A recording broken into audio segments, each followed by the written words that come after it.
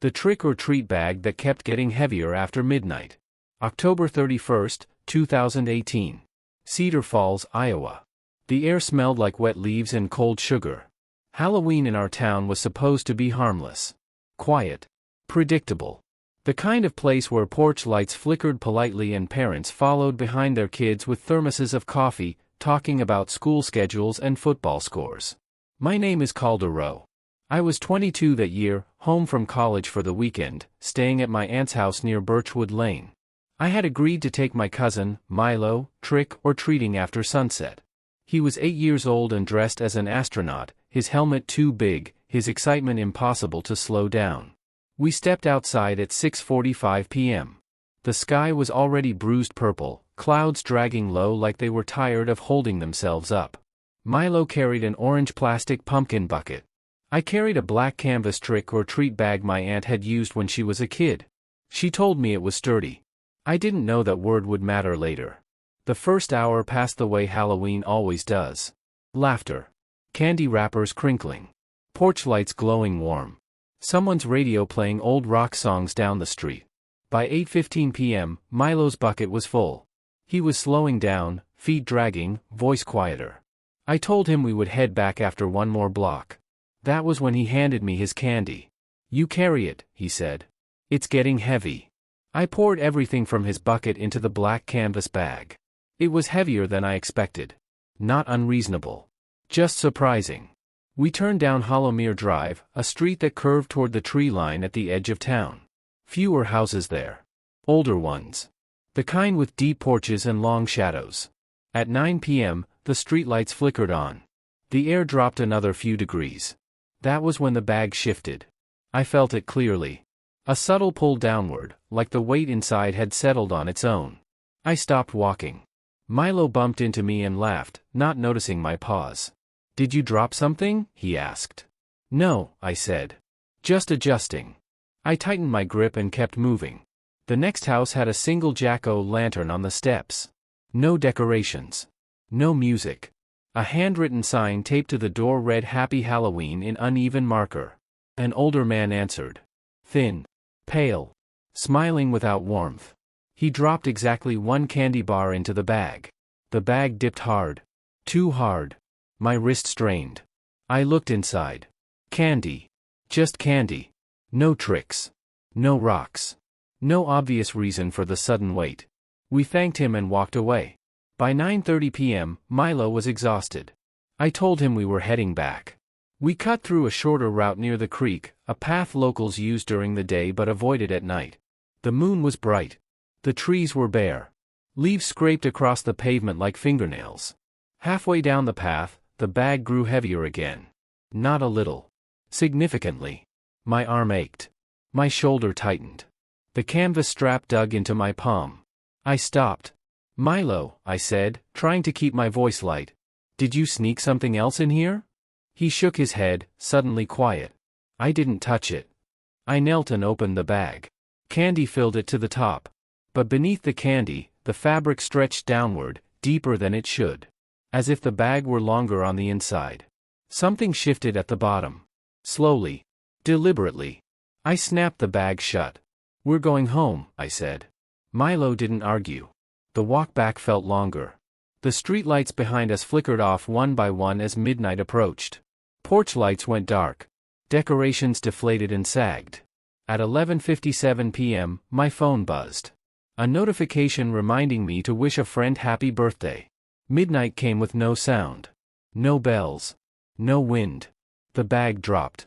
Not slipped. Dropped. I barely caught it before it hit the ground. The weight was unbearable now. It pulled my arm straight, forcing me to crouch. My heart pounded so hard I could hear blood in my ears. "Milo," I whispered. "Run to the house. Now." He ran. I stood alone on Birchwood Lane, the bag dragging toward the pavement like it wanted to be let go. I opened it. Candy floated near the top, pressed outward like it was trying to escape. Beneath it, darkness. Depth. Space that should not exist inside a canvas bag. Then I saw it. A small hand. Gray. Wrinkled. Fingernails black and broken. It gripped the inner seam of the bag and pulled. The weight doubled. I screamed.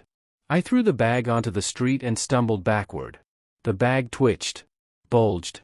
The candy spilled out, scattering across the asphalt. Something inside shifted upward, stretching the canvas from within. A shape pressed against the opening. Not fully formed. Like it was still deciding how to exist. A voice came from the bag. Low. Wet. Familiar. Trick or treat. Every porch light on the street turned on at once. The bag collapsed. Flat. Empty. I stood shaking until my aunt ran outside, Milo crying behind her. We never found the bag again. Not the candy. Not the hand. Nothing. The next morning, the town newspaper reported nothing unusual. No missing persons. No disturbances. But a notice appeared on the community board at the grocery store later that week. If your child returned home with extra candy this Halloween, please discard it immediately. No explanation. No signature. I still feel the weight sometimes. In my dreams. In my hand. And every Halloween, just after midnight, I hear a knock at my door. Once. Slow. Patient. I never answer. The knocking returned the next night. Not loud. Not urgent. Just a single, careful knock, placed dead center on the door. As if whoever stood outside knew exactly where my ear would be. I didn't move. I sat on the edge of the guest bed in my aunt's house, lights off, phone clutched in my hand. Milo slept in the next room. The hallway nightlight hummed softly, unaware of anything wrong. The knock came again. Same rhythm. Same patience. I told myself it was someone playing a joke. Some leftover Halloween prank. But deep down, I knew better. Whatever had been in that bag had learned something about me. About my house. About the sound of my breathing when I tried to stay quiet. I waited until dawn. The porch was empty. No footprints. No candy. No bag. For weeks after Halloween, I avoided being alone at night. I stayed up late with the television on, volume low but present. Silence felt dangerous now. Silence felt like an invitation. By mid-November, the dreams started. I would be walking down Birchwood Lane again. Leaves scraping. Streetlights flickering. The bag in my hand growing heavier with every step. When I looked down, my hand wasn't holding fabric anymore. It was holding skin. Cold. Stretching. Alive. I would wake up with my fingers curled tight, my palm aching as if I had been gripping something real. I returned to college before Thanksgiving, hoping distance would loosen whatever grip the town had on me. But the weight followed. On campus, I began noticing small things. My backpack felt heavier than usual. My laundry bag dragged against the floor when it shouldn't. Once, in the library, my tote bag slid off the table on its own, thudding to the carpet with a sound that drew stares. Inside was nothing but notebooks and a laptop. Still, when I lifted it, my arm trembled. I stopped trick-or-treating memories from surfacing during the day, but nights were worse. At exactly 12 a.m., every night, my room grew cold. Not dramatically. Just enough to make me pull the blanket higher. Then came the sound. A soft shifting. Like candy settling inside a bag. I told no one. How could I explain it without sounding unhinged? The breaking point came in early December. A night when final stress already had my nerves raw. I was alone in my dorm room, desk lamp on, coffee gone cold beside me. Midnight passed without incident. I relaxed for the first time in weeks. Then my phone buzzed. A text message from an unknown number. Trick or treat. My throat closed. I didn't respond. Another message arrived. You dropped me. My hand shook so badly I nearly dropped the phone. I typed back one word. Who? 3 dots appeared immediately. The weight remembers you. The room temperature dropped sharply. My breath fogged. The desk lamp flickered. From the corner of the room came a soft thump. Then another. Something heavy was settling onto the floor.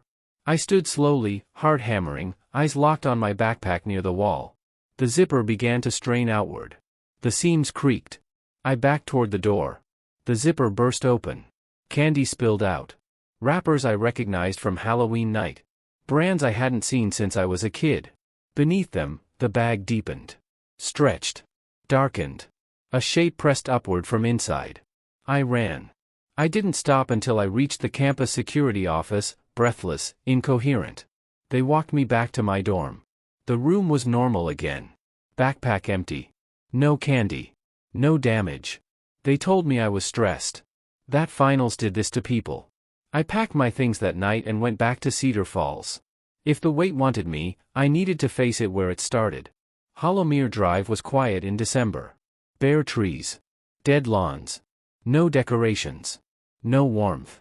I returned to the house with the handwritten sign. The one that had given exactly one candy bar. The porch light was on. I knocked. The door opened slowly. The man looked unchanged. Same thin smile. Same pale eyes. "You're late," he said.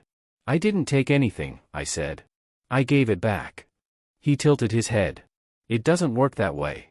He stepped aside. Inside, the house smelled like old paper and sugar. The walls were lined with shelves.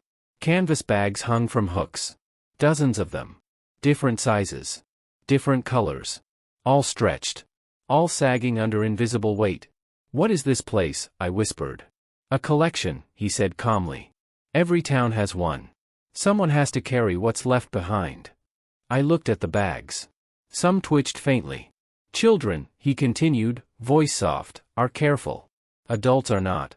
They drop things. They forget rules. They leave doors open." My hands clenched. "You chose me." He smiled wider. "You picked up the bag." The floor creaked behind me. I turned. The black canvas bag sat in the center of the room. Whole. Intact. Waiting. The weight pressed into the air around it, bending the silence. "You can leave," the man said. "But it will follow. Or you can carry it. Keep it contained. One night a year." I understood then. Why the town stayed quiet. Why no one talked. Someone always carried the weight. My arm still aches when it rains. Every October 31st, just before midnight, I take the bag out of the closet. I walk Hollowmere Drive alone. I listen for knocks. I collect what should not linger. And when the bag grows heavier after midnight, I do not open it. Because I know now. Some things don't want candy. They want to be carried. The first year I carried the bag on purpose, the town pretended not to see me. Porch lights dimmed as I passed. Curtains shifted, then stilled. People who had lived on Hollowmere Drive for decades suddenly found reasons to be somewhere else. Dogs that usually barked at every sound stayed silent, tails tucked, ears flat. The bag felt different when I chose to lift it. Heavier, yes, but obedient. Like it understood the agreement. I started just before midnight. October 31st, 2019. The air sharp enough to sting my lungs. The moon thin and pale, like it didn't want to watch. At the first house, a child stood alone on the porch. No costume. No bucket. Just a paper sack folded neatly at their feet.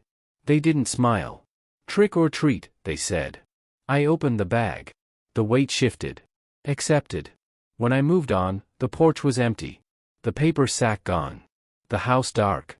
By the 5th stop, my arm burned. By the 10th, my shoulder throbbed.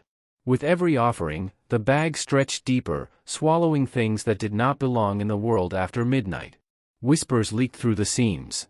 Fingertips brushed my knuckles from the inside, curious but restrained. I never looked in. The man from the house watched from the end of the street. Always distant. Always smiling. He never helped. He never interfered. By the time the church bell rang 1 a.m., the bag was nearly impossible to lift.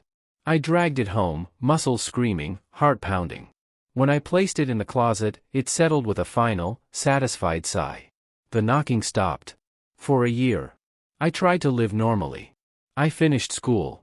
I took a job at a distribution center outside town. I smiled at coworkers. I avoided Halloween aisles in stores. Avoided candy bowls. Avoided children's laughter in late October. But the closer the next Halloween came, the heavier everything felt. Groceries strained my arms. Doors resisted my grip. Sleep pressed down on my chest like a physical thing. On October 30th, I woke to find my closet door open. The bag sat halfway out. The strap extended across the floor, inching forward like a reaching limb. That night, I dreamed of Hollowmere Drive empty. No houses. No trees. Just doors standing upright in the dirt, knocking from the inside. I woke screaming. October 31st arrived cold and clear. The town dressed itself up again. Pumpkins returned. Laughter tried to fill the gaps. Parents smiled too hard. No one met my eyes. At 11:45 p.m., I lifted the bag. It was heavier than the year before. "You're getting greedy," I muttered, though I wasn't sure who I was talking to. The first knock came early. Not from a child. A woman stood on the porch, hair soaked, eyes hollow. She wore a hospital bracelet. Her feet didn't touch the ground. "Please," she whispered. I missed my turn. The bag surged open. I hesitated. Her face twisted. Her mouth stretched wider than it should. The air thickened. Pressure built behind my eyes. I opened the bag. The relief was instant. The pressure vanished. The bag gained weight. I staggered away, shaking. By midnight 30, things changed. They stopped waiting on porches. They stepped out of shadows. Out from between houses. From beneath trees that hadn't been there a moment earlier. Some were small. Some were tall. Some wore faces that flickered like faulty screens. They spoke in unison. Trick or treat. I moved faster. I stopped knocking. I simply opened the bag when they appeared. The weight crushed my shoulder, but I kept going. At 1:15 a.m., my knee buckled. The bag slammed into the pavement. The street went silent. Everything froze. The bag twitched. The strap began to slide toward my wrist. Panic flooded me. I scrambled backward, but the strap wrapped tight, burning my skin with cold. The bag dragged itself upright. The opening widened. Darkness spilled out. Not shadow. Absence. Hands reached. Arms. Faces pressed against the fabric from the inside, desperate, angry, starving. I screamed for help. Someone answered. A voice I recognized. Milo. He stood at the end of the street. Older now. Taller. Eyes wrong. "You promised," he said calmly. "You said you would carry it." "I did," I cried. "I am." He shook his head. "You dropped it." The bag pulled harder. The man from the house stepped forward at last. "It's time," he said gently. "The bag needs a permanent holder." I understood then. This was never meant to be temporary. No one carried forever. Someone became the bag. I dug my heels into the pavement and screamed no until my throat burned. The strap tightened, cutting off circulation. My hand went numb. In desperation, I did the only thing I hadn't done. I looked inside. There was no bottom. There was no end. Just layers of reaching shapes, stacked impossibly deep. Faces I recognized. Faces I didn't. Faces that looked like mine. Waiting. I let go. The bag collapsed inward, folding around itself, shrinking, compressing. The weight vanished. The street returned to normal. Houses. Trees. Silence. I lay on the ground sobbing, my arm useless at my side. The man was gone. So was Milo. The next morning, the town woke to a normal November 1st. No reports. No questions. In my closet, a new canvas bag hung from the hook. Smaller. Lighter. Clean. A note lay beneath it. "Thank you for your service. You may rest." I moved away that winter. But every Halloween since, just after midnight, I feel it. A gentle tug in my arm. A familiar weight. And somewhere, on a quiet street, a child lifts a bag that grows heavier than it should. The tradition continues. I thought leaving would break the cycle. I moved west, far from Iowa, far from Hollowmere Drive. I took a job in Tacoma, Washington, near the water, where the air smelled like salt instead of leaves. I rented a small apartment on the third floor of an old building that creaked but felt harmless. No closets big enough for canvas bags. No streets that curved into darkness. For a while, it worked. The first Halloween after I left passed quietly. I turned off my lights. I ignored the door. I sat on the couch with headphones on, pretending it was just another night. At midnight, nothing happened. I slept for the first time in years. The second year was harder. October came heavier than it should have. The sky pressed lower. My arms tired easily. I started dropping things at work. Boxes felt denser. Pallets resisted being moved. My coworkers joked that I was getting old. On Halloween night, I stayed in. Rain tapped against the windows. Somewhere nearby, kids laughed, running between buildings. The sound made my stomach twist. At 12:01 a.m., my phone buzzed. Unknown number. Still carrying it. I deleted the message. Blocked the number. Threw the phone onto the couch. The knocking came anyway. Not at my door. From inside the walls. 3 slow taps. Deliberate. Measured. I pressed my hands over my ears. The sound traveled. Floor. Ceiling. Closet door that shouldn't have been there. I opened my eyes. A canvas strap hung from the closet frame. I hadn't owned a bag in years. It swayed gently, as if moved by a breath I couldn't feel. "No," I whispered. "I'm done." The strap slid lower, brushing my knuckles. The weight returned. Not all at once. Gradual. Familiar. Like an old injury flaring up. I understood then what the note had meant. "You may rest" did not mean forever. It meant until needed. I didn't sleep that night. Or the next. The strap vanished by morning, but the sensation remained. A phantom pull in my arm. A pressure in my chest whenever midnight approached. I started researching. Libraries. Archives. Old town records. Folklore forums buried deep online. Every story was the same. Different towns. Different streets. Different names. Always a bag. Always Halloween. Always someone who carried, and someone who thought they had escaped. They called it the balance. A way to keep what slipped through contained. If the weight was not carried, it spread. Doors stayed open. Knocks went unanswered. Some towns burned down. Some vanished. In early October, 2023, I felt the pull sharpen. Clearer than ever. That night, I dreamed of Cedar Falls. Hollowmere Drive stretched longer than before. Houses stacked impossibly close together. Doors knocking in waves. The sound deafening. At the end of the street stood Milo. Not a child. Not an adult. Something unfinished. "You can help," he said. "Or you can let it spill." I woke with my arm numb, fingers curled tight around nothing. I called my aunt the next morning. I hadn't spoken to her in years. She didn't sound surprised to hear my voice. "It's getting close again, isn't it?" she said quietly. "You knew," I said. A pause. Then, "We all do." She told me the truth then. That the carrier was never meant to be permanent. That the weight grew. That eventually, it demanded more strength than one person could give. "So what happens," I asked, voice shaking, "when no one carries it?" Her answer was simple. "Then it carries itself." The call ended. The line went dead. That night, the bag returned fully. It sat in the center of my living room, canvas darkened, seams straining. The strap lay open, waiting. The weight pressed into the air, bending the room around it. The walls creaked. The windows rattled. From inside the bag came a chorus of voices. Not screaming. Not pleading. Expectant. I knelt in front of it, tears blurring my vision. "I can't do this forever," I said. The bag shifted. A voice rose above the others. Familiar. Gentle. "Just tonight." I lifted the strap. The weight nearly crushed me. Outside, the rain stopped. The streetlights flickered. Somewhere far away, a child laughed, then went quiet. I stepped into the night. I don't know how many streets I walked. I don't know how many doors opened. I don't know what the bag took, or what it spared. I only know this. Every Halloween, somewhere in America, someone feels their bag grow heavier after midnight. If you ever do, don't drop it. And if you hear a knock that feels patient, measured, certain, answer carefully. Because the weight is always looking for someone new. I wish I could say that night was the last time. I wish I could tell you there is an end to the weight, a final house, a final knock, a moment where the bag empties and stays empty. There isn't. When dawn came, I was back in my apartment.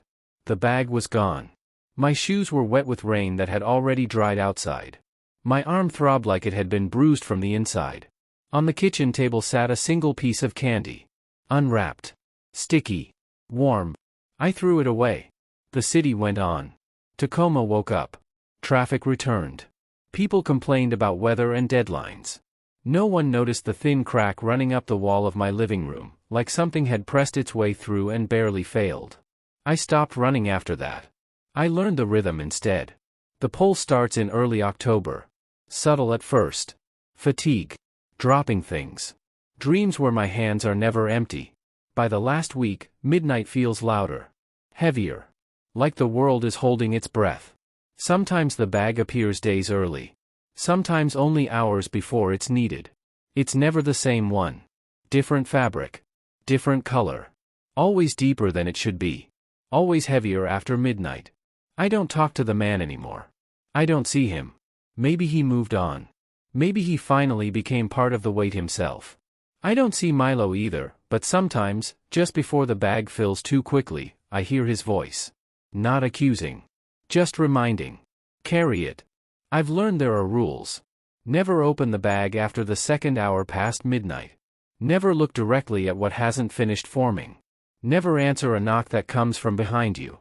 And never, ever let the bag touch the ground. Some years are easier. Fewer doors. Quieter streets. Other years, the weight nearly tears my arm from my shoulder. Those are the years when something went wrong somewhere else. A door left open. A rule ignored. Once, I tried to refuse. I locked myself inside. I turned off the lights. I told myself the world could handle one night without me. At 12:30 a.m., the walls began to sweat. The floor bowed inward. Knocks came from every direction at once. Not asking. Demanding. I lifted the bag before the building collapsed. So no, there is no ending. There is only continuation. One day, I know I will be too tired. Too slow. The bag will pull harder than I can resist, and I will feel myself thinning, stretching, becoming something that fits inside instead of holding it. When that happens, someone else will notice the weight for the first time. Maybe it will be a college student home for the weekend. Maybe an older sibling helping a child trick or treat. Maybe you. So if you ever find yourself standing under a streetlight after midnight, holding a bag that feels impossibly heavy, remember this. Don't ask where the weight comes from. Don't try to give it back. And don't drop it. Because the moment you do, the tradition will choose its next carrier. And it is very patient.